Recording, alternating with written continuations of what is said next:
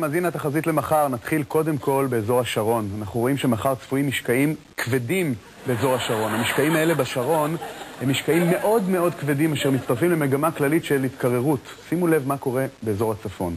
אתר החרמון מוצף לגמרי בשלג. ניתן לומר כי אתר כעת לבן כולו, וכזה לא נראה אם אני לא טועה בחרמון מאז 1953. ההתקררות הכללית נובעת מכך שאנחנו עדיין נמצאים תחת השפעה של הרמה הסיבירית שהגיעה אלינו מהמזרח. ענני קומולונימבוס הביאו לברקים חזקים שהופיעו בשמי הארץ והפחידו לא מעט אנשים, אבל אין מה לחשוש, הברקים לא עומדים לחזור בקרוב. הגשמים, הם ירדו אתמול בלילה, הצטברו ל-20 סנטימטרים. כן, 20 סנטימטרים בלילה אחד. כזה דבר לא זכור כבר הרבה מאוד זמן. ולסיום אפשר להתעודד. בימים הבאים אנחנו רואים שצפויה התחממות באזור הרמה. ההתחממות מגיעה מאזור הפסגות. אנחנו רואים שגל החום שמתחיל בפסגות יורד גם לאזור השפלה, כאשר החזית החמה ביותר היא כמובן באזור הבקעה, ששם חם רוב העונה. זהו, סיימנו את התחזית.